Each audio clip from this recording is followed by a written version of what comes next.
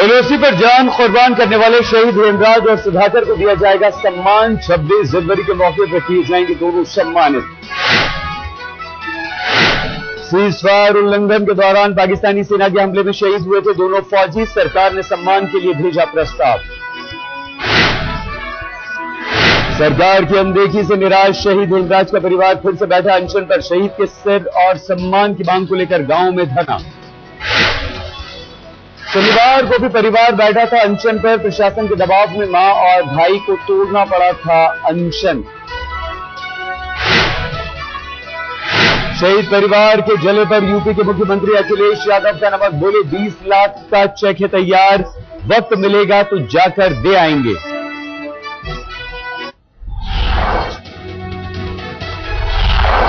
Vibrant Gujarat पर भी दिखा एलओसी का तनाव बढ़ने का असर। पाकिस्तान से आए प्रतिनिधिमंडल को किया गया वापस।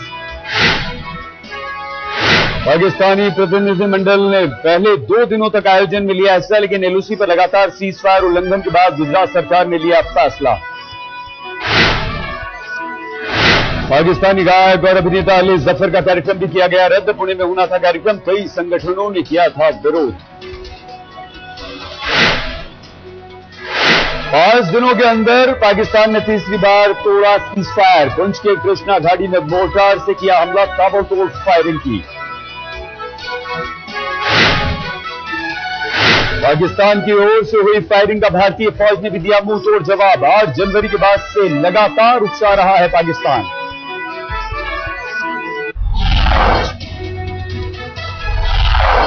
भारतीय नौसेना के अभ्यास पर पाकिस्तानी नौसेना ने दागा जुबानी गोला। ज्वाइंट एडमिरल जकाउल्लाह ने कहा किसी भी हमले से निपटने में सक्षम है पाकिस्तानी फौज।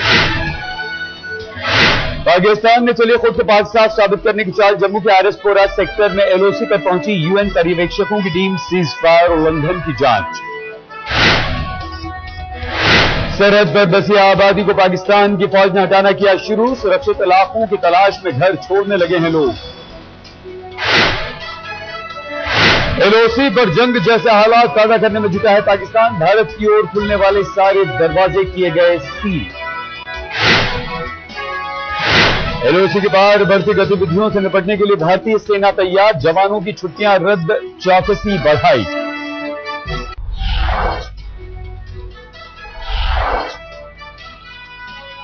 पाकिस्तान से भारत लौटे बीजेपी के नेता शत्रुघ्न सिन्हा बोले एलओसी पर जो हुआ उसकी जितने निंदा की जाए कम है।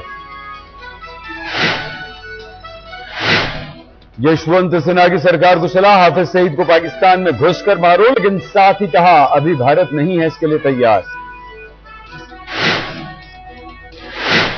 गृह मंत्री सुशील कुमार शिंदे का बयान। पाकिस्तान को मुंहतोड़ जवाब देने से पहले अंतर्राष्ट्रीय पहलुओं का रखना होगा ध्यान।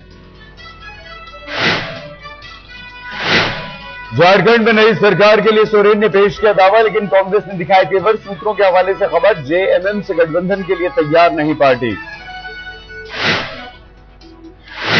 बीजेपी अध्यक्ष नितिन गडकरी को इनकम टैक्स विभाग का नोटिस। 21 जनवरी को पेश होने का समन। गडकरी पर टैक्स चोरी का है आरोप।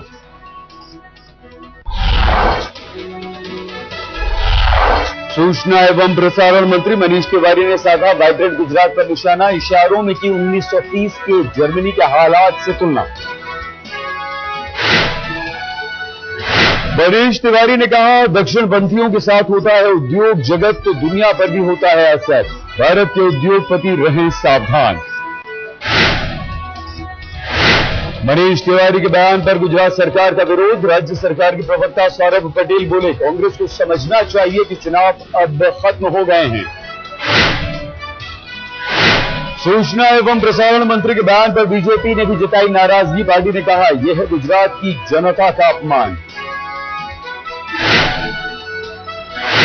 दिल्ली हाईकोर्ट ने रद्द किया सेना के 2 बड़े अफसरों का प्रमोशन। एक मेजर जनरल और एक लेफ्टिनेंट जनरल का वापस हुआ प्रमोशन।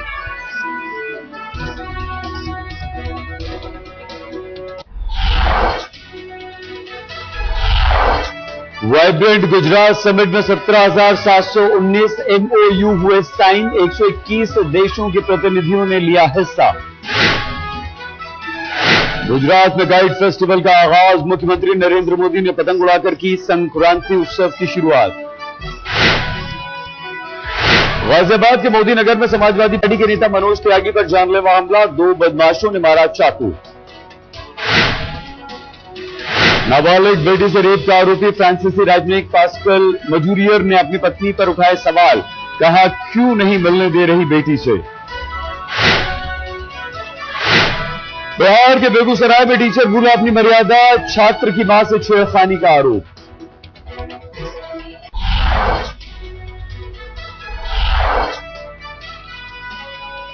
देर रात दिल्ली में कारों में चलते हैं शराबी, दिल्ली पुलिस की स्पेशल ड्राइव में नशेड़ी कार चालकों के धड़ाधड़ कट रहे हैं चालान। दिल्ली के आनंद पर्वत में डीटीसी बस ने बाइक को मारी टक्कर, महिला की मौत, बच्चा घायल। दिल्ली के दिलशाद गार्डन में चोरों ने मचाया आतंक, इलेक्ट्रॉनिक और ज्वेलरी शॉप से उड़ाए 10 लाख से ज्यादा के सामान। छोटा राजन का नाम लेकर वसूली करने की कोशिश में 4 बदमाश गिरफ्तार, फोन पर मांगे थे 15 लाख रुपए।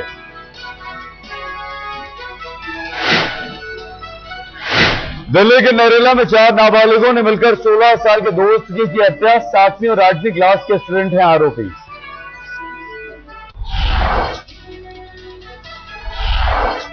पंजाब के गुरदासपुर में सामने आया दिल्ली गैंगरेप जैसा मामला, एक महिला के साथ बस में 7 लोगों ने किया बलात्कार।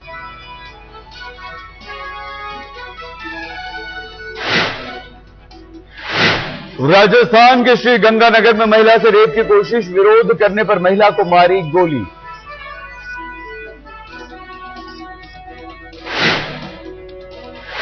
अवध एक्सप्रेस ट्रेन में एक फौजी ने लगाया वर्दी पर दाव, लड़की से छेड़छाड़ के आरोप में समस्तीपुर में जीआरपी ने किया गिरफ्तार।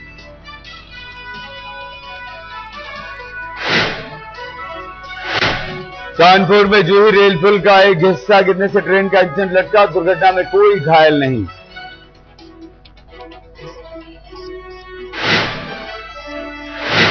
राजस्थान के बीकानेर में बड़ा हादसा, सरकारी अस्पताल के चिल्ड्रन वार्ड में लगी आग, कई बच्चे हुए जख्मी, शॉर्ट सर्किट की वजह से लगी आग।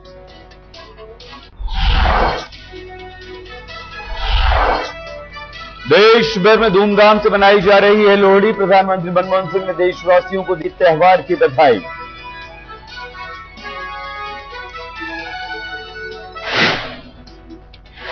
कल से होगी इलाहाबाद में महाकुंभ की शुरुआत, संगम किनारे सुरक्षा के कड़े इंतजाम, 10 करोड़ से ज्यादा लोग लगाएंगे संगम में डुबकी।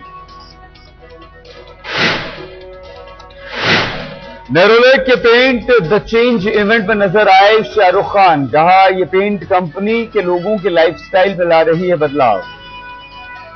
19वें कलर्स स्क्रीन अवार्ड का ऐलान, रणवीर और इरफान खान को साल के सर्वश्रेष्ठ अभिनेता का पुरस्कार, भान सिंह तोमर को मिला सर्वश्रेष्ठ फिल्म का तमगा, विद्या बालन सर्वश्रेष्ठ अभिनेत्री।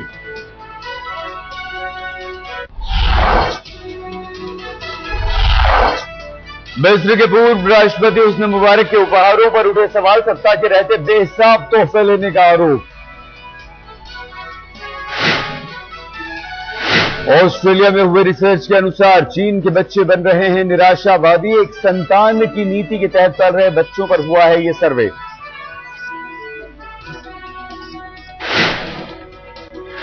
कनाडा में स्कीइंग के रोमांच से भरपूर मुकाबला, रिवील स्टोक माउंटेन रिसोर्ट में जुटे दुनिया भर के खिलाड़ी।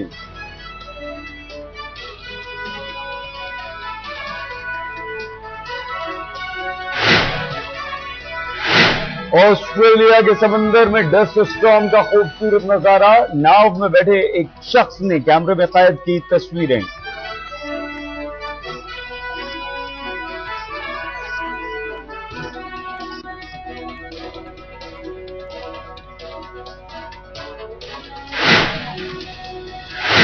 यूक्रेन में शार्क को बचाने के लिए सड़कों पर उतरे लोग, फ्लैश मॉब ने मॉल में घुसकर एक्वेरियम की हालत सुधारने की मांग की।